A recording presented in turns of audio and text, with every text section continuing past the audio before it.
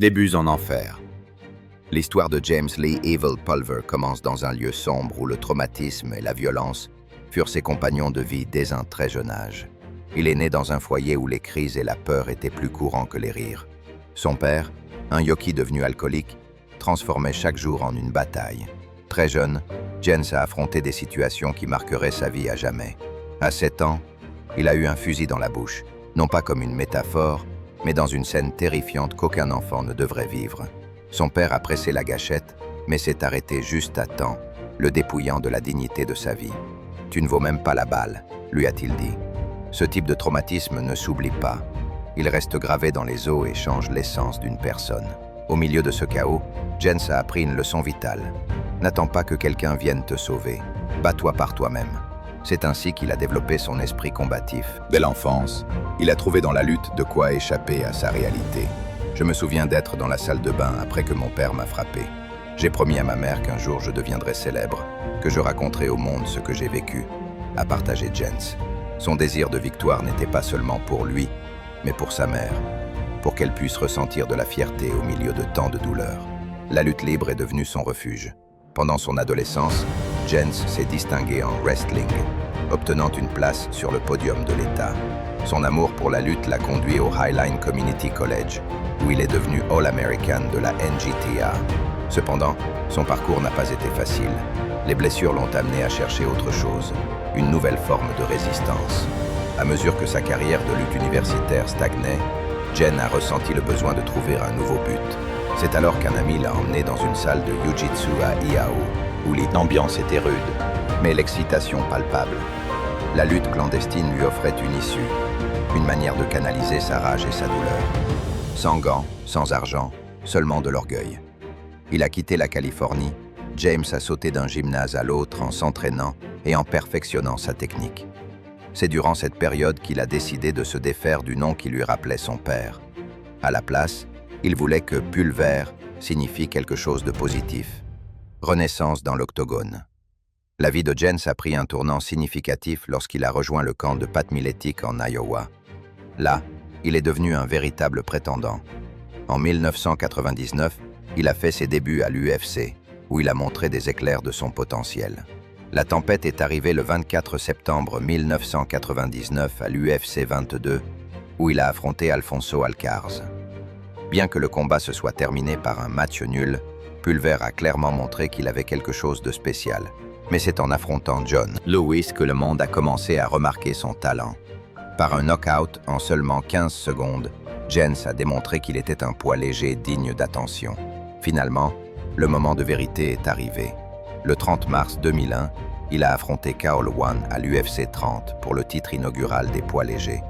Le combat fut intense, mais James l'a remporté en devenant le premier champion des poids liseros de l'UFS. Il n'avait pas seulement gagné un titre, il avait créé une identité pour les petits combattants. Avec sa victoire, James Pulver n'a pas seulement marqué l'histoire, il est aussi devenu un symbole d'espoir pour ceux qui, comme lui, avaient affronté d'immenses adversités.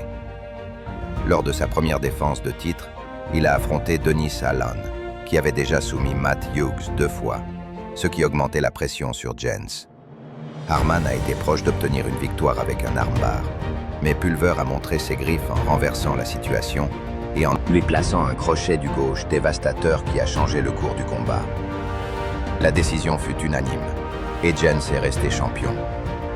Mais le véritable défi est resté lorsqu'il a affronté B.J. Penn, le garçon en or, le prodige qui avait tout balayé sur son passage.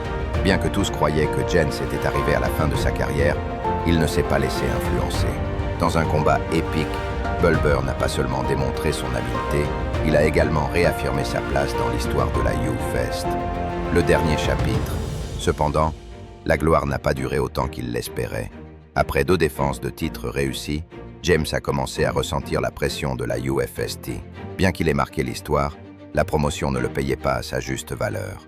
Les négociations sont devenues tendues, et lorsqu'il a demandé une augmentation, l'UFC n'a pas cédé. Sans adieux appropriés, l'UFC l'a laissé partir. James Pulver a quitté l'UFC en tant que champion invaincu, mais le silence qui a suivi était assourdissant. La situation s'est rapidement détériorée. En mars 2002, il a été dépouillé de son titre par des papiers, pas par un adversaire.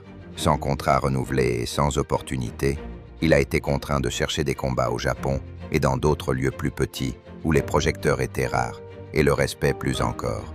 Les défaites ont commencé à s'accumuler et la brutalité des combats l'a usé.